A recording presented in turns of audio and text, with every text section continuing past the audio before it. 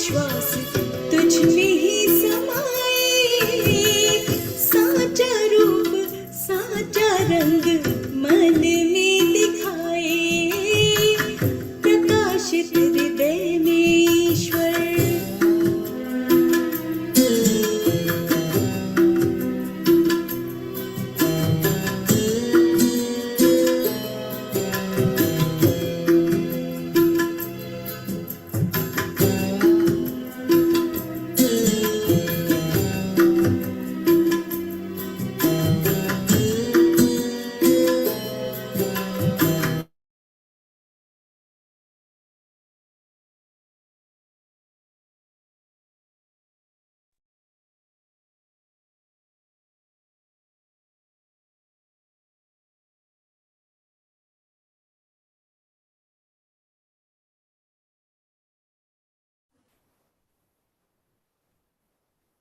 Good morning.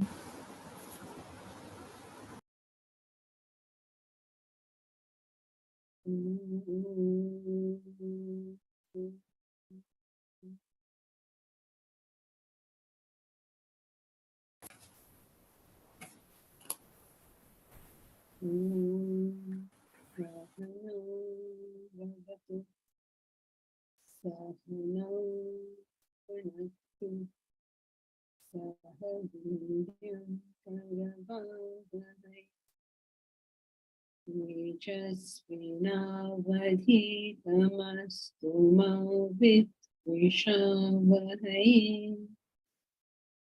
ॐ शान्ति शान्ति शान्तिः।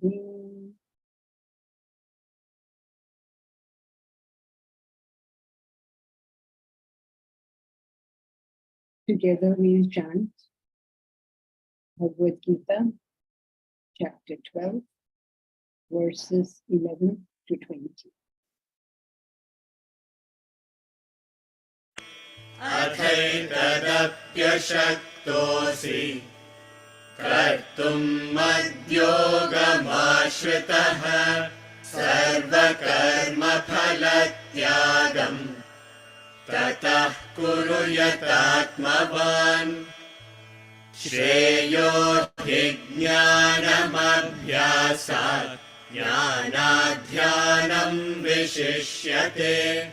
ध्यानात् कर्मफलत्यागः त्यागात् शान्तिरनन्तरम्।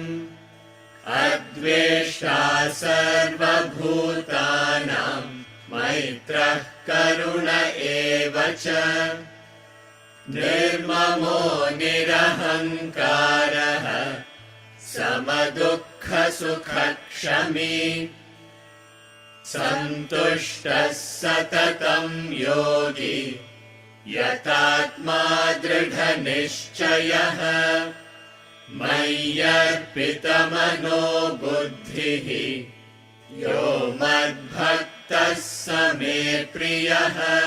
यस्मान्नो द्विजते लोकः लोकान्नो द्विजते च यः। हर्षामर्षभयोद्वेगैः मुक्तो यः स च मे प्रियः।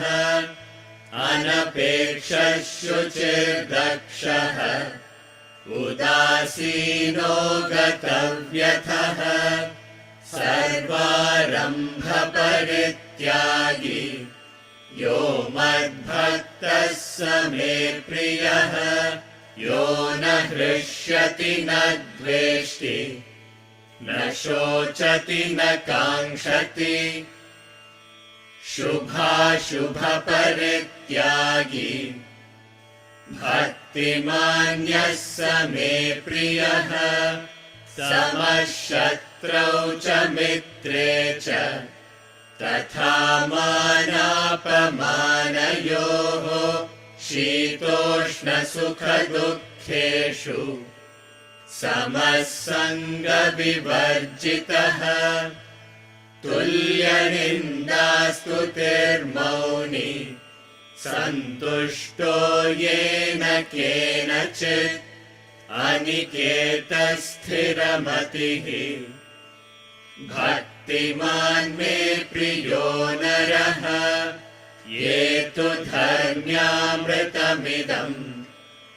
यथोक्तं पर्युपासते श्रद्दधाना मत्परमाः भक्तास्तेतीव मे प्रियाः.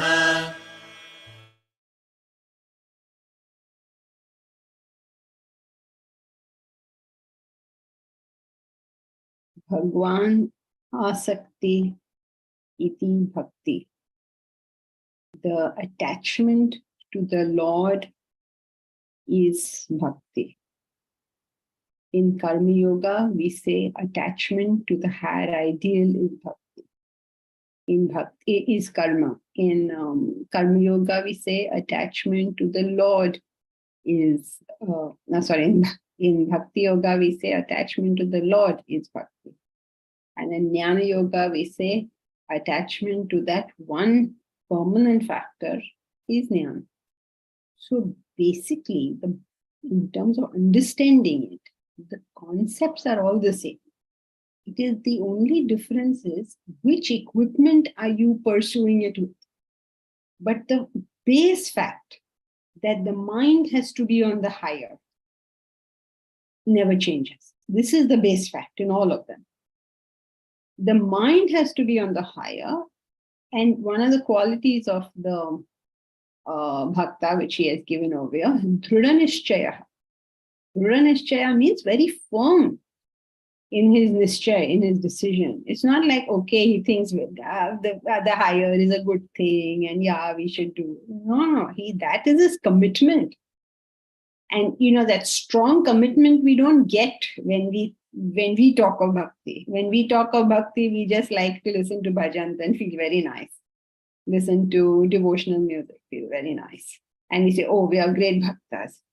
No. Dhrudha Nishchaya. It has been your firm conviction. It has been your decision. It has been your commitment. It is not just something you like doing. It is that which rules your life. If you understand it like that, then you will understand verse 17 very easily. That na rushyati na dveshti is neither happy nor unhappy. The worldly happenings are not affecting him that much because his nischaya, his commitment, his decision is on something else. See, suppose you are committed to something, whatever you're committed to. You're committed to your work, going to work. Then so many things go on, right? In the house, something happens here, something happens there, so many things go on. It's okay with you because your focus is your work. So whatever one is focused on, everything else ceases to matter. Some people are very focused on their partner, some on their children, some on their work, whatever in the world one is focused on. Everything else fades into the background. So now when you're focused on the Lord, everything in the world fades into the background. It's not that you do not understand it. It is not that you do not feel it. It is not that you do not act upon it. But your commitment is elsewhere. And therefore, he neither rejoices, nor hates, nor grieves, nor desires. He's a renouncer of good and evil. He is full of devotion. He is dear to me. You understand the base from where it is functioning, you'll see how all these very beautiful qualities just fall into place.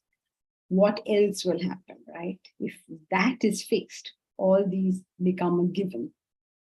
So we are struggling, we say, oh, we must try to not get affected by joy and sorrow. How is that possible? It's impossible. It will become, not being affected by the happenings of the world is a consequence of being attached to something higher. It is a consequence. And the consequence cannot come until the cause is there. Until the cause is there.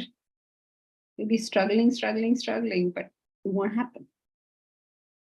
So once we understand the base of this whole thing, the whole thing becomes crystal clear. Now, so we did last time in all these various happenings. Now he's continuing in the same general trend in verse 18.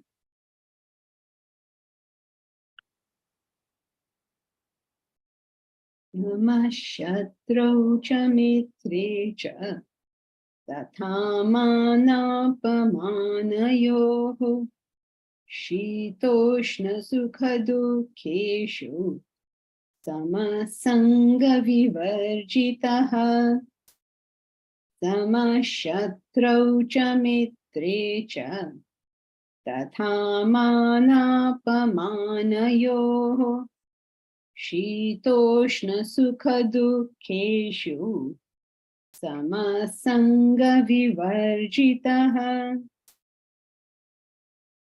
He's alike to all the fluctuations of the internal and external world. So sama means alike, same, similar, sama, same, similar sounding words. He's same, he's equanimous, he doesn't make a great distinction between what? Shatrau cha mitre cha. In the Shatru or in the Mitra. Nobody to him is an enemy and nobody to him is a friend. So too, there is no manam and apamanam. There is no, somebody has given him man, means somebody has given him a lot of honor. And somebody has given him apaman, like dishonor, insult. Doesn't make a difference. Shitoshna sukha dukkeshu. Shita ushna. In the cold and in the hot. In the sukha, in the happiness, and in the dukkha, in the unhappiness. Sama. Same. Sangha vivarjita. Without any sangha, without any attachment. What is attachment? Attachment is when our thoughts flow to a particular thing. So his thoughts don't flow to any particular thing. So question of having an attachment. He has a universal understanding and doesn't obsess on one particular thing. So it's a very, very odd thing how people just fall in love with one aspect of their life. Somebody falls in love with their spouse, then the whole world is their spouse. Somebody falls in love with parents, then the whole world is parents. Somebody else falls in love with feminism, then the whole world is feminism. As human beings, we are constantly falling in love with something or the other. And when we do this, we lose our capacity to understand the overall picture. Something or the other is, this is very important. Okay, that is very important. What that Devi did, na? Taking care of my parents is very important. Okay, very good. What about taking care of the environment? Why is that not your responsibility, or the community, or your ancestors, which is, cultures and traditions? So we fall in love with something, and then our whole world becomes that. A bhakta never falls in love with anything in this world because his thought is on the Lord. So he is sama towards everything else. Shatrau cha mitre cha. To the Shatru and to the Mitra. Meaning what? Who is my Shatru and who is my Mitra? My Mitra, my friend, is whoever caters to my desires.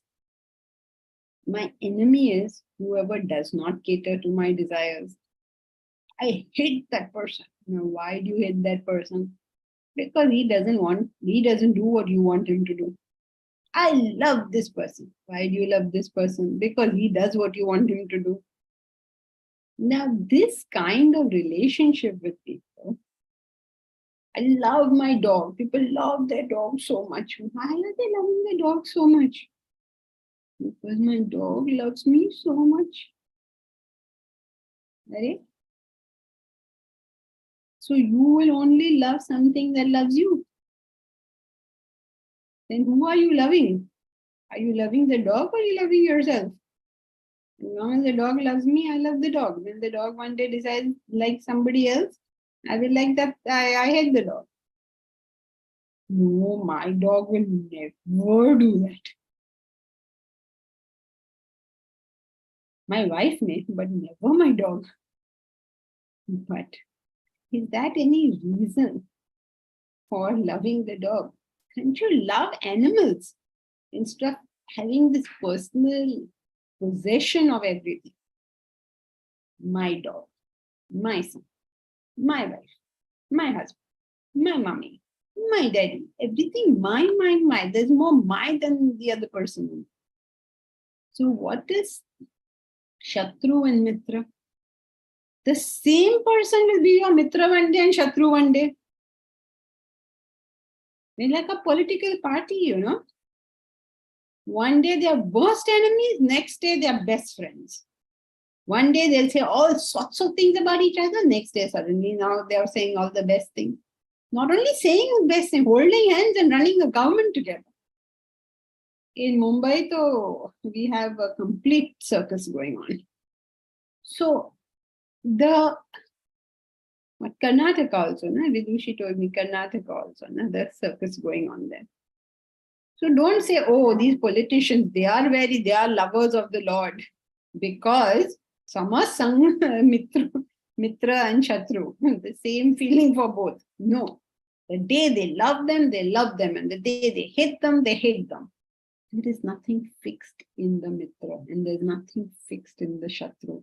How do we know this? Because the same person will one day be our best friend and one day be our worst enemy.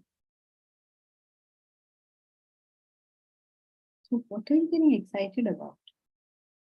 If the person is fulfilling my desires, he's a wonderful person. And if he doesn't fulfill my desires, he's a horrible person. This is regardless of that person's personal characteristic. Isn't that an amazing thing? If it is my son and he's the world's worst criminal, I still love him. And there's another person who is a saint, but he's not my son. And I don't like that person. What meaning does that have? What meaning does any kind of division have? It's not like I must love all the saints and hate all the sinners. No, why would I love the saints and hate the sinners? I love everybody, right? My love should, at least a sensible love, is given equally to everybody at all times. Otherwise, it's not love. It's only business. You give me, I give you. So Sama, Shatra, and Mitra. Sama, Mana, and Apamana. People honor you, people dishonor you. This goes on in the world. But as long as our focus is on what we are doing, and you know what you're doing is correct, you simply do that. All that man that people give you becomes so immaterial. Rajneesh has this very funny thing, you know. He says that in India, we're very subtle. In the rest of the world, when the sages and the saints and the wise men came, some they crucified, some they gave hemlock to. But India, we don't do that. In India, what do? We worship them. We say, you are so great. You are a wonderful being. You have done something none of us can do. And the matter ends there. So whether you kill the sage by crucifying him or you kill the sage by giving him so much honor and respect, end result is the same, no? Nobody has learned the knowledge. Isn't it a sad thing? So, Manam and Apamanam means nothing. Prakash's iPhone. Is it okay if nothing is loved or hated, then agitation of mind is not there? Do not think stupid. Do not think stupid. Is it okay if nothing is loved or hated? I don't know how you're using this term. Why should you love nothing? You love everything, don't hate anything, or be balanced towards all things. You can use any of those formulations. Agitation of mind is not there, not by, what should I say, not by saying, I don't love you and I don't hate you. Come out of that. Agitation of mind goes away to the extent we become unselfish, to the extent that we are dedicated to something higher. You can't just practice these things. There's nothing here to practice. Either you are living a life dedicated to the higher, or you're not living a life dedicated to the higher. You can't keep on saying, okay, now I'm going to not love this person too much, and I'm not going to hate this person too much. You can't do all these things. They don't work like that. Means temporarily you will feel that you're doing something, but the whole force will come right back. So the ideal thing is that we feel this great love and affection for everybody equally. But we won't feel it. You cannot instruct anyone to feel. So what do? We do our sadhana. We try and get our minds elevated to the higher, and all this love and feelings and agitations and all are all consequences. We need not even think about it. Okay?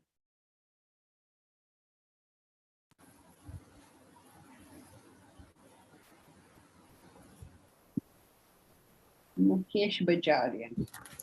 One should differentiate the action the person does and the person. So the action may not be acceptable, but that does not mean you hate, love the person. Yes, correct. The person is the person. Your love for an individual is not a commodity they buy by their behavior. Okay? Your love is given unilaterally, unconditionally. I mean, in the ideal case, when we have grown up, our love is given unilaterally. What the other person does, behaves, thinks, immaterial. What is affected by the person's behavior is not our love, but Our actions. very good, but our actions. That's a big difference for us to draw. My love is a gift that is given unconditionally. But my actions are what are decided by your behavior.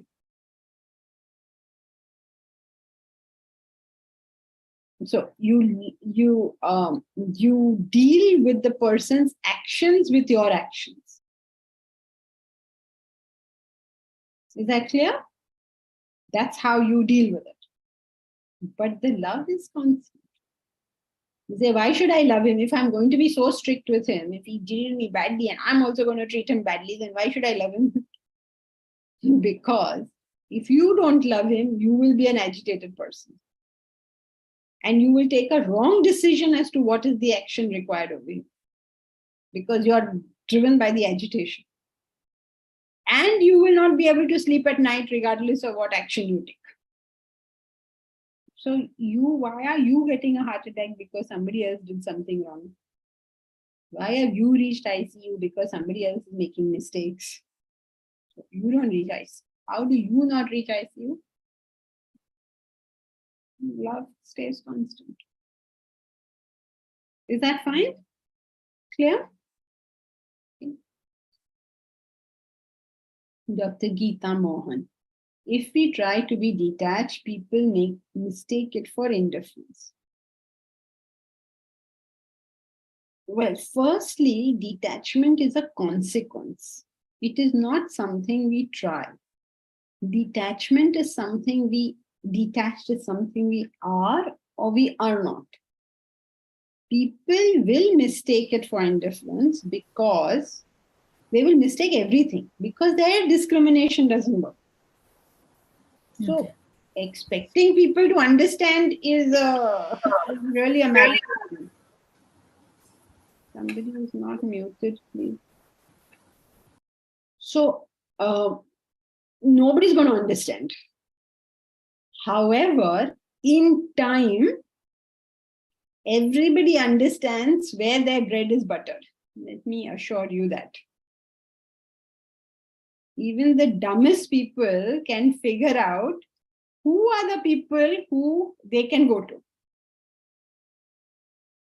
Even animals can figure this out. Animals can figure out, whether you're friend or foe, immediately they know. When I go for a walk over here down, there are these pigeons. And you go anywhere near the pigeon, we'll start going. But by now, these bird brains have figured out that I'm doing them no harm. So as I'm walking, I walk up and down, then they just walk a little faster and get out of my way. They don't go, they say, stop doing. Even the bird brain can figure out who is going to be in their welfare and who is not. So don't worry about people's discrimination. Even the dumbest people figure out who they can go to for help and who they cannot go to. All right. Every time you interrupt somebody's desire, they will hate you. Every time you fulfill their desire, they will love you. Right? But when they need something, they know who to go to. So don't worry about their superficial emotions. So when you're truly detached, what is detachment? Detachment means I love you so much that your happiness means more to me than mine. What is attachment? Attachment means I love you so much that you must do everything I say. And if you do everything I say, then we are friends. And if you don't do everything I say, then you're a horrible, horrible person. And even though I love you so much, you're being so horrible to me.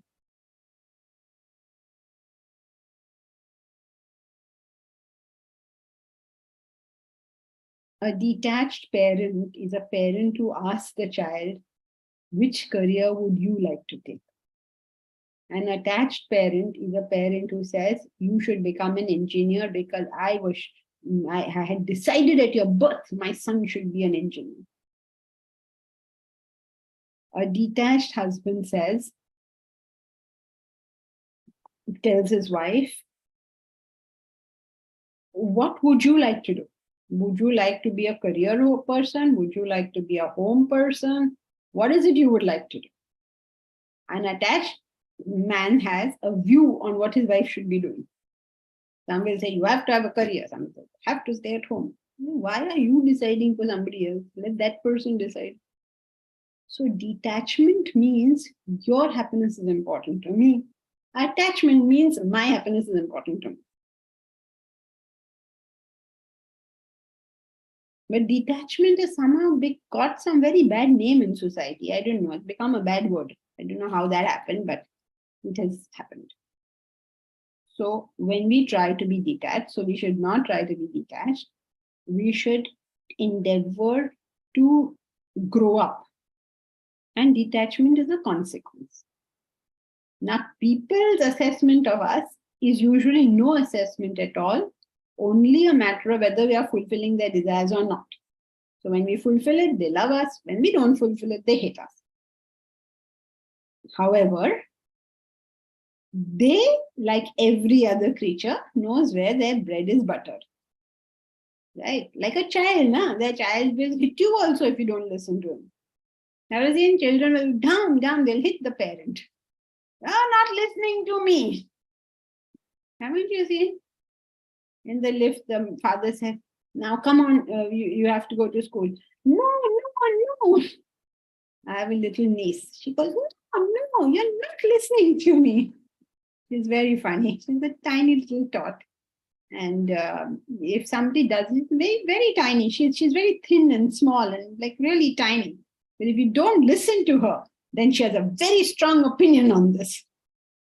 Okay, but however much she may say what to her parents, to her mother, Mama, you're not listening to me. But if she's in trouble, who will she go to? If there's a problem, who will she go to? Human beings are exactly like that. They will say all sorts of things to the person who genuinely loves them.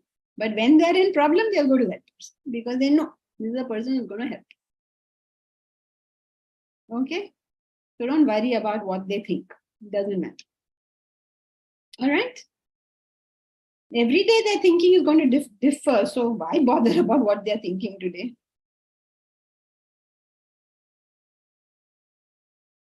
Then, Pravesh. Love can be understood to fulfill the responsibility in relationship with full integrity.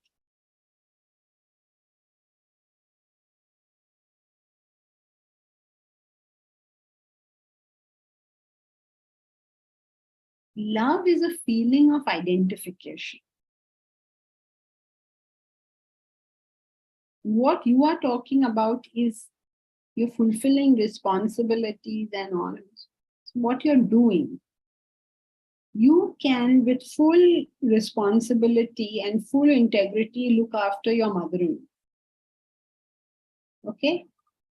But she will get no satisfaction out of that until she knows that you do actually love her.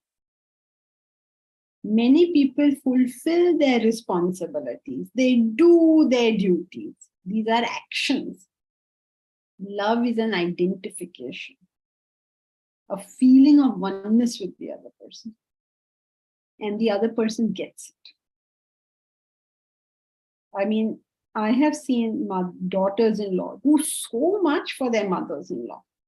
But in their heart, there is no identification. The mother-in-law cannot stand that daughter-in-law and will constantly complain about her. I have seen my daughters-in-law who do nothing for their mothers-in-law. And their mothers-in-law love them. Because they do what the mother-in-law wants. Not necessarily what their duty is.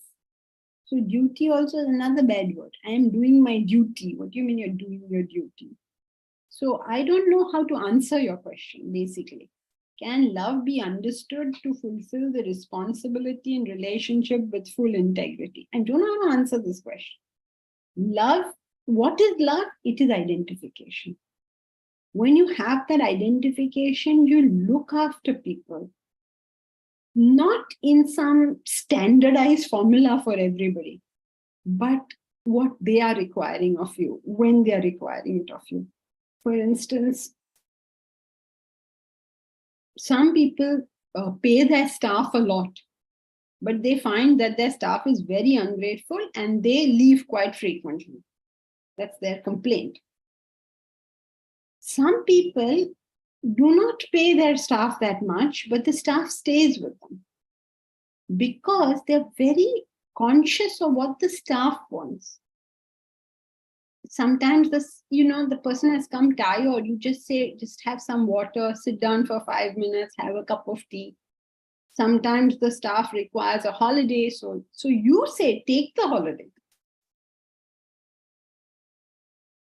It is the identification, not the standardized, I gave you everything I'm supposed to give. Is that making sense? So love is identification. Now you can fit in the answer to your question however you like.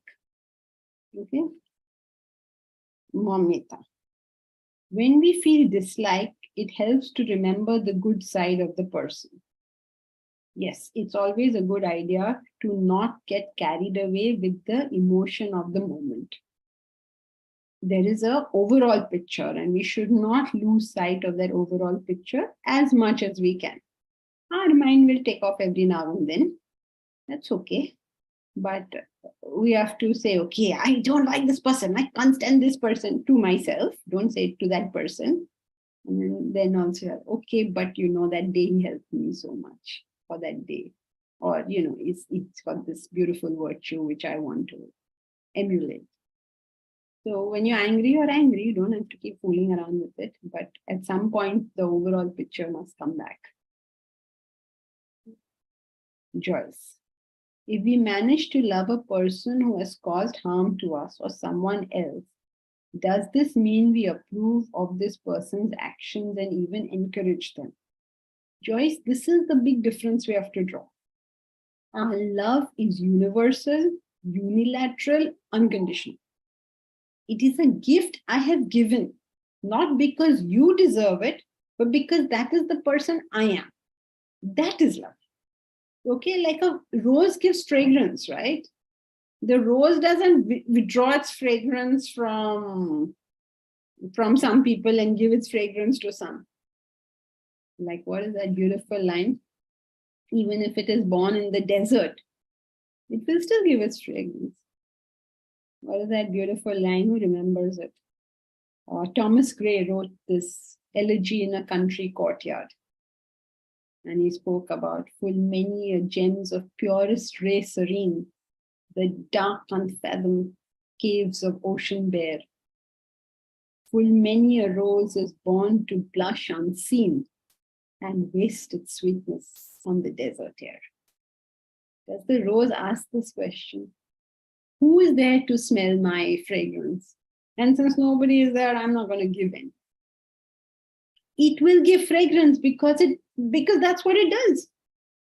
So a lover, a person who loves, he loves or she loves because she loves. I mean, there's no explanation. That is the kind of person that person is. So love is universal, unilateral, and unconditional. But actions are taken by the intellect based on circumstances, situations, the person opposite. So you may love a person dearly, but you've given him one tight whack. You're not encouraging his bad behavior. In fact, you love him so much that you understand what behavior on your part will be the most useful for him.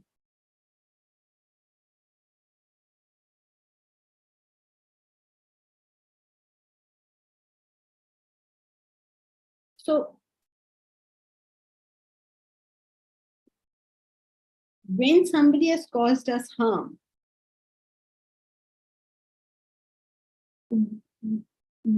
if our actions do not speak strictly, not our words, our actions do not speak strictly, he'll repeat the harm because he knows he can get away with it. So this is the big problem with love. Many people see love as an action. Love is a feeling of identification. It is not an action. All right? Actions will determine how people will deal with you. Your actions will determine how they will deal with you. I didn't quite understand when you explained how the harm can be repeated. Suppose I am rude to you and you put up with it. I'll be rude again. In fact, I'll be ruder next time.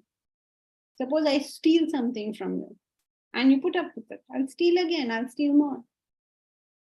Suppose I am racist towards you and you put up with it. I'll be more racist towards you. So it is the fact of reacting and making the other person understand why I feel hurt while still keep the love going. Is that what No. He's not going to understand. If he could understand, why would he behave like this? Your action speaks for itself. You are saying, I'm not taking this. You understand, don't understand, that's your problem, not my problem. It's not my job to teach the world, right? It's not my job to get you to love me. It's not my job to get you to treat me properly. It's my job to take care of myself. So, sorry, you don't treat me like this. I am drawing that line. You know that Belizean proverb we often, make yourself a doormat and people will wipe their feet on you. So, yes. So don't make yourself a doormat, basically. But we cannot keep on explaining to people. Some people don't get it. And you can explain till doomsday, they'll not get it. Why waste time? But this much you can do. Put up your barriers so nobody will behave with you like that you can do. Or with whoever, suppose it's your friend you're trying to defend or whatever you're doing. You are putting the barrier that is not allowing that person to come in.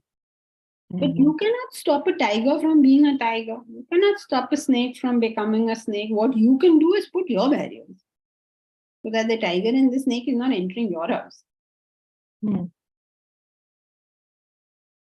Yes, thank you. That makes a lot of sense. Momita.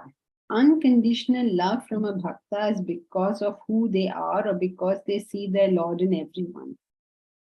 Are you saying the choice between these two? Both. Both are. They are means they are the people who care about the Lord. That's a bhakta, right? Bhagwan asakti, attachment to the Lord is bhakti. So because they see the Lord everywhere, I mean, that's the person they are. There's no difference in these two statements. They are that person who loves the Lord so much. And when you love something so much, you see it everywhere. Like you like literature. So you find literature everywhere. You will see it because you love it, you see it. It is strange to say I love it, but I don't see it. An artist will see art everywhere. So a Casanova will see lovers everywhere. Whatever you are, you will see that. So if you are a lover of the Lord, you will see the Lord. So that is the person they are, and that is why they love. I mean, it's all the same thing. They're not two different things. Okay? And how is unconditional love of a jnani different? No difference. Exactly the same. Unconditional love is always exactly the same. The only difference is how they put it across.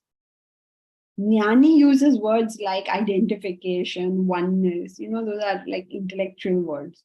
And the bhakta talking about this will talk about love and, things like that. The words change. The bhakta speaks about it with emotion and the jnani speaks about it with intellection. But their feelings are exactly the same. And the karma yogi also the same. Yeah. Karma yogi doesn't usually talk about it. He starts doing stuff for you. Right. That's his way because he is an active person. So he will start doing. The moment he sees you, he will want to do something for you. Otherwise, he will feel uncomfortable. In the sense, so karma is not actually taught. Bhakti is taught, jnana is taught. But karma you don't teach. Because the karma yogis are not even sitting long enough for you to teach them anything. You have to sit down, to be taught something. Karma yogis are like, up and out, tell me what to do. So you just give them work. You don't teach anything. Okay? In the sense that do they love because they take it on faith? There's no difference between them and the other. No, they don't take it on faith. That's how they feel. They don't see, we are taking it on faith that there's some difference between us. They are seeing it the same. That's why they're called drushtas. They're seeing it. We are taking it on faith that, oh, Mamita is different from me, is different from Nilanjan, is different from Joyce. That's what we see. But what they say is, what way are we really different? What are you talking about difference? If you cut any one of these 4 bodies, will it not bleed? If you're rude to any one of these 4 people, will they not feel hurt? If you fulfill the desire of any of these people, will they not be happy? What are we talking about differences? What differences? Because one community chooses to grow a beard and one community chooses to grow their hair and one community chooses to remove it all. What differences? Same hair. Be glad it's there because it may or may not be after some time. So they don't see difference. But we take it on faith that we are all the same and we act based on that faith. No, we don't do all these things. We grow up and we learn to see it like that. We don't, love is a consequence. You do not practice love. You practice karma yoga, bhakti yoga, jnana yoga. And one day you become a loving person a service-oriented person and a discriminant person. It happens in stages though. Slowly, you start identifying more and more with people. So at that point, then faith is what helps us, right? Because we are studying and we are somewhere understanding the facts of what we are reading and studying.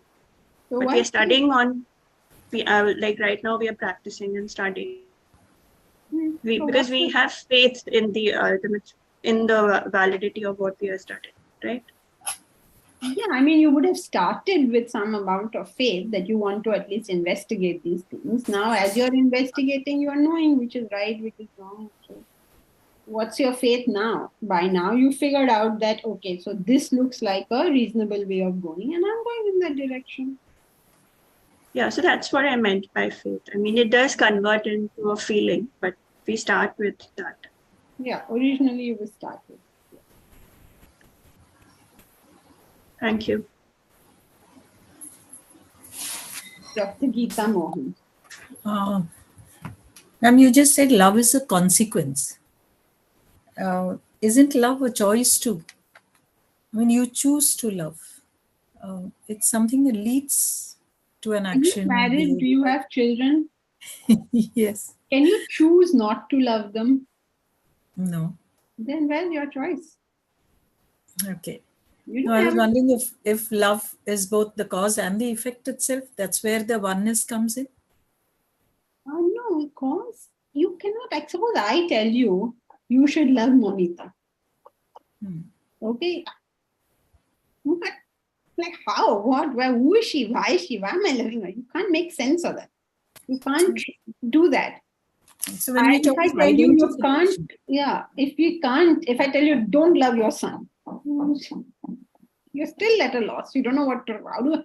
How are you going to follow this instruction? Either to love or not love.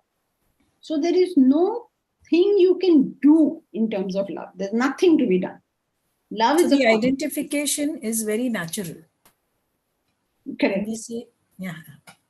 So it is either there or it is not there. Okay. So when we study, when we do Karma Yoga, Bhakti Yoga, Jnana Yoga, then the level of our desires comes down. As the level of desires comes down, the what should I say, the unfoldment of the self takes place. The more the self is unfolded, the more that feeling of oneness is there. It is there. There is nothing you can do to get it, nothing you can do to stop it. Stop it. It's just there. You can't, even if people treat you badly, you can't help feeling one with them. You can so easily understand why they're behaving the way they're doing. It's just so instinctive. You say, you will make an excuse for the person. You'll say, no, somebody will tell you, oh, that person was so rude to you. You'll say, yeah, he's going through a lot of trouble at the moment. Because you're able to see this. It's not like you're faking it.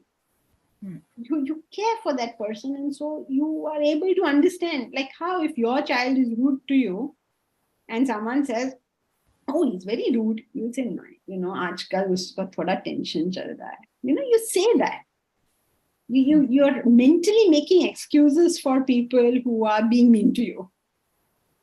Sometimes to the point that you should have taken action and you don't take it. Right? Because our discrimination goes away when you're feeling affection sometimes. So love is what did you say? Natural. It's only natural. It's either there or not there. Now that doesn't mean we cannot cultivate. We cultivate it through the spiritual sadhana, not directly.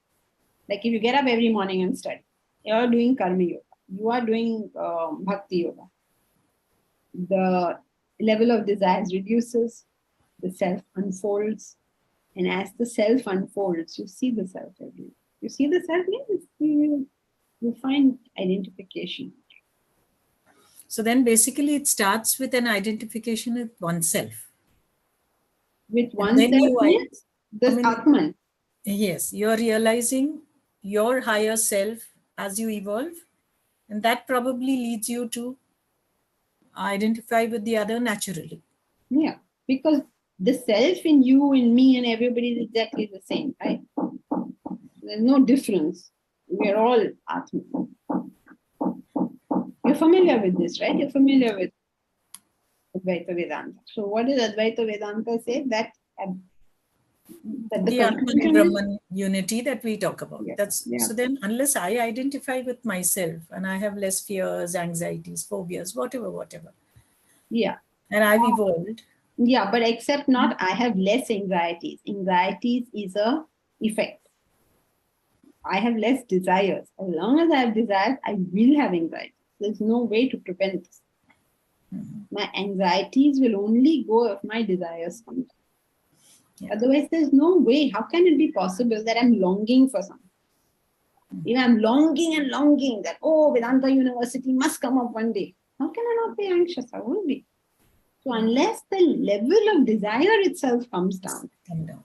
the anxiety is a given. The fear, the anxiety, the worry, the agitation, it's a given. When the level of desire comes down, all of this is gone. And in its stead is a feeling of oneness, of identification, of knowing what all you have been through. And therefore understanding that, like that sometimes people say now that, oh, we have to teach values to people. What did we discuss yesterday? We'll teach values to people. When I wanted to, I can, no? Now, when I didn't want to, say 30 years ago, I don't know if you're aware, these classes have been going on for the last 35 years, 30 odd years. Right? 30 years ago, I didn't want it. I paid no attention to it. If people had told me anything, I'd have run away. Apna dharm varg ka cheez chhod do. And tumhi karo, you would have run away. Now that I'm interested, I want everybody else to be interested. How is it going to work? Yes. So you understand, there was a time I was not interested. When my mother told me first to go to Swamiji's lectures, I was like, what? You want now me to go to Gita lectures? Like, of all the things you make me do, sort of thing. Of course, I didn't know that when I go there, I will stick like a leech. But at the point she told me, go to a Gita lecture, I was like, Gita lecture? I'm only 16 years old, when I become 75, you think about it. So that time I'm not listening to anyone. Why should anyone listen to me now?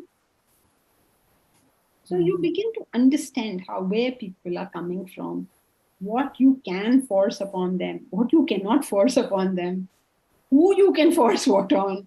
Yeah. We become some understanding of what is going on. So when I say, just one more question. So when I say that I'm anxious about my child's future, I want to see him rise and grow and succeed.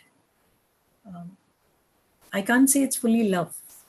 It's my desire that I want to see my son grow. Is that so? Yes, yes, definitely. Because think about it, na. Why is this person's growth important? What about all the other children of that age? No, maybe among many others. Maybe even for my students. May not be as strong as probably my own son. Yeah, so why my son, my students? What about all the others?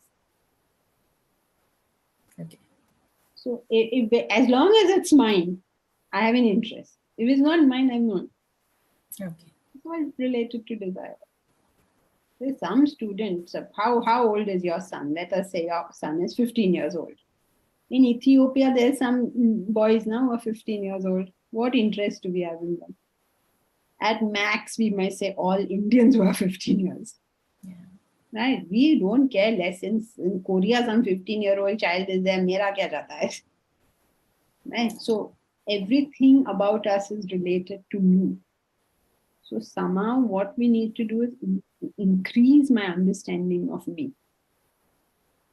So when I understand me as everybody, then I get concerned about it.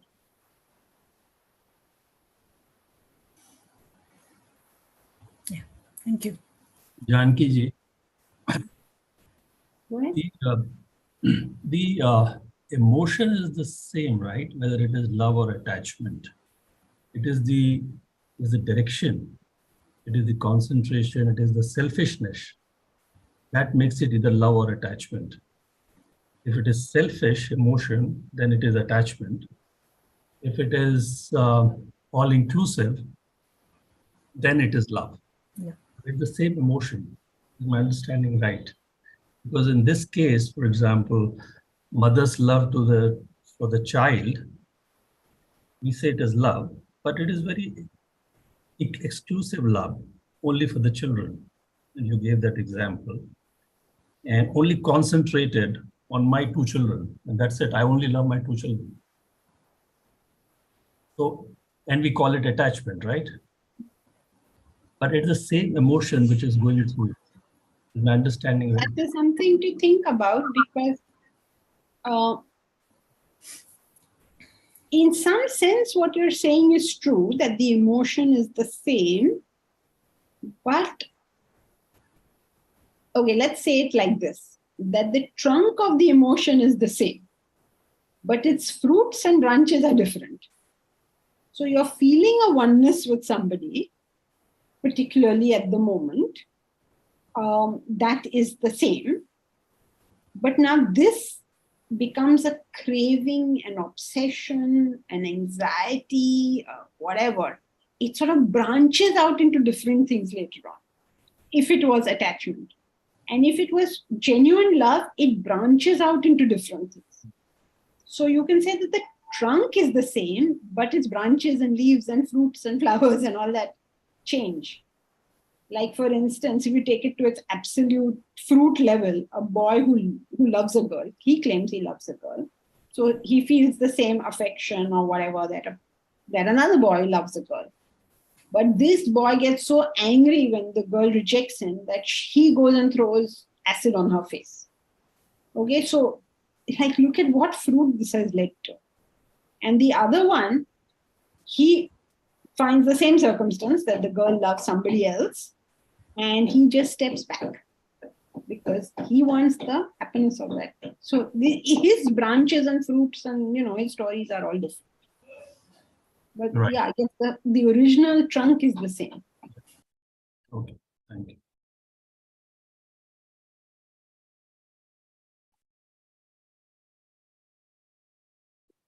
So where were we? So in verse 18th, we learned that he stays the same no matter what happens. Mitra, Shatru, Manam, Apamanam, cold, heat, Sukha, Dukha, all exactly the same. And the reason he stays exactly the same is because his mind is else. That's what we need to do. But the mind is else. Imagine that people are going, these people, they take a hike on the Everest or something, right? So many things happen. So much is going on, right? You're going to Everest, it's so cold, oxygen levels are going down, so many things are going on. His commitment to that peak, he's able to not be influenced by what's going on. And when we say not being influenced, it means he's not stopping his journey to the peak. Even if he reaches a blizzard that he cannot, there is no way, he has to go back. He'll go back down and he'll start all over again. So he's not influenced means that his journey, his commitment to his journey just continues and continues and continues. It doesn't matter. He'll meet with success, he'll meet with failure. He'll meet with people who motivate him, he'll meet with people who do not motivate him. He will himself internally often feel sometimes encouraged, sometimes discouraged. Sometimes you get fed up. Right? You can imagine, right? Somebody working for a higher cause that nobody else understands.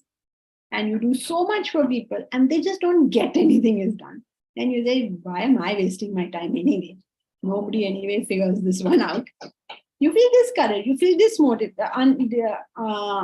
what is the opposite of motivated? You feel demotivated. Demotivated. And but then you know that this is the thing to be done.